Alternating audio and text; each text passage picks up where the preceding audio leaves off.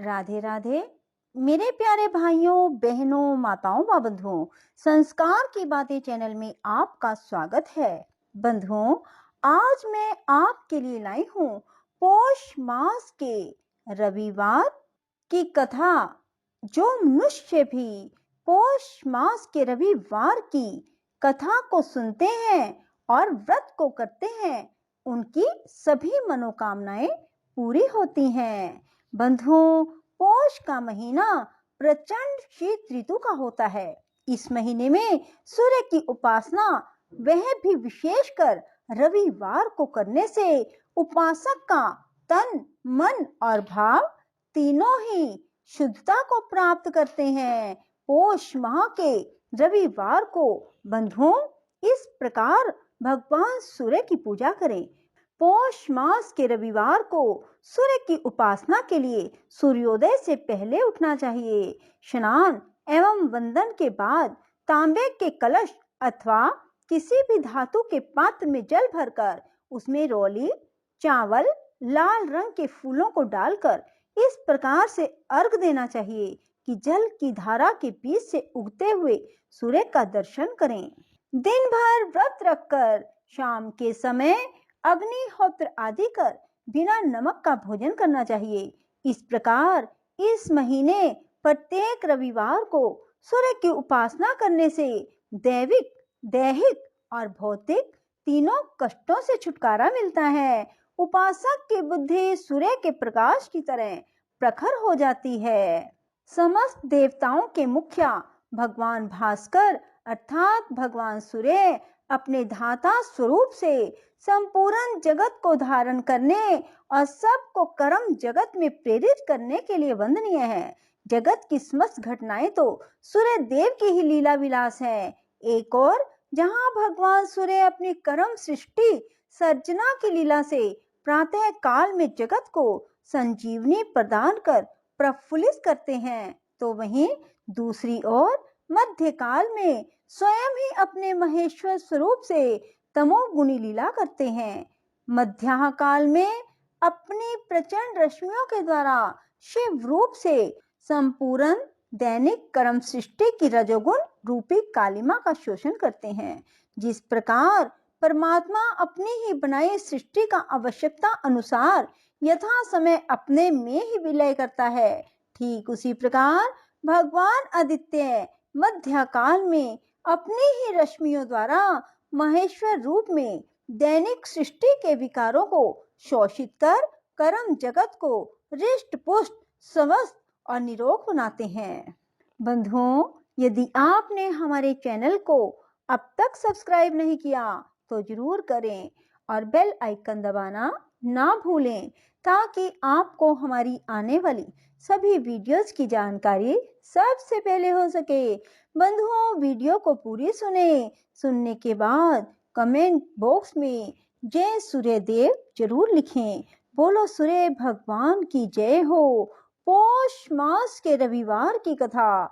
एक साहूकार था, उसके कोई औलाद ना थी। एक दिन सवेरे वो बाहर गया, देखा एक किसान खेत में दाना डालने जा रहा था। साहूकार मिलते ही वो वापस लौट गया और बोलता गया, आज तो शगन अच्छा नहीं हुआ। साहूकार ने सुना, उसका मुंह उतर गया। उसकी पत्नी ने पूछा, आज क्या बात है? साहूकार ने सारी बात बताई तो पत्नी बोली, आज चिड़िया आई। तो वे भी बोली, बच्चे नहीं हैं तो दाना कहाँ से मिलेगा? कहकर उड़ गई। साहूकार को क्रोध आया। उसी दिन से वो सूरज भगवान की आराधना करने लगा। 12 वर्ष बीते। राणा देव जी ने सूरज भगवान से कहा, भक्त पुकार आपने नहीं सुनी तो कोई नहीं मनाएगा। तो भगवान को दया आई, प्रकट हुए और बोले, साहूकार तेरे नसीब में बच्चा नहीं है, पर मेरे आशीर्वाद से तुझे एक कन्या होगी। वो हंसेगी तो हीरे मोती बिखरेंगे। उसने घर जाकर पत्नी को बताया। 9वें महीने एक कन्या ने उसके घर में जन्म लिया। नायन नहलाने लगी। वो हंसती मुस्कुराती तो हीरे मोती गिरते। उनको वो नैन लेकर चली जाती। 1.25 महीना बीता। साहूकार की पत्नी नैन से बोली, अब मैं नहला दूंगी। वो नहलाने लगी। बच्ची हंसे तो हीरे मोती गिरे। अब वो समझ गई कि नैन ने तो खूब हीरे मोती इकट्ठे कर लिए। लड़की बड़ी हुई तो माँ बाप ने सोचा, घर में तो धन बहुत है, घर जमाई रख लेते हैं। एक गरीब लड़का ढूंढा, उसके साथ लड़की का विवाह कर दिया। माँ दिन उगते ही बेटी को उठाने जाती और उसका मुंह देखती तो लड़की का पति बोलता, अपने बीच सुबह सुबह माँ का क्या काम। तो लड़की बोली, माँ का नियम है कि सुबह होते ही वो मेरा मुंह देखती है। दूसरे दिन वो सुबह उठा और उसका मुंह देखा तो उसके मुंह में से हीरे मोती बिखरे। वो समझ गया कि इसलिए सासू इसका मुंह पहले ही देख लेती है। थोड़ी देर बाद लड़की की माँ आई तो हीरे मोती नहीं मिले। माँ समझ गई कि जवाई को पता चल गया है। माँ के मन में कपट आया। उसने एक आदमी को जमाई को जान से खत्म करने को भेज दिया। आदमी ने जमाई को मार दिया और उसका सिर सासू जी को ला के दे दिया। राणा दे सूरज भगवान ने देखा कि हमारी दी हुई कन्या का पति मार दिया गया। राणा दे सूरज भगवान मानव रूप धर कर भिक्षा मांगने गए और उस कन्या के पति का सिर ले आए। अंग जोड़कर अमृत का छींटा दिया। वो उठकर बैठा।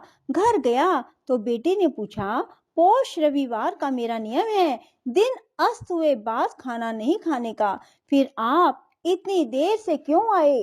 वो बोला, तेरी माँ ने मुझे मारने के लिए आदमी भेजा और सारी कहानी बता दी। बेटी बोली, हम अब यहाँ नहीं रहेंगे। जो माँ मेरा सुहाग छीन ले वो किस काम की। बेटी अपने पति के साथ अपने घर में रहने लगी। उसके घर में सुख समृद्धि हो गई और माँ के धीरे धीरे दरिद्रता आ गई। सूरज भगवान बेटी पर जिस प्रकार प्रसन्न हुए वैसे सब पर प्रसन्न रहना। खोटी की खरी, अधूरी की पूरी। राधे राधे, जय श्री कृष्णा।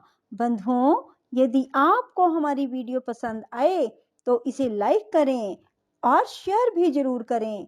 धन्यवाद।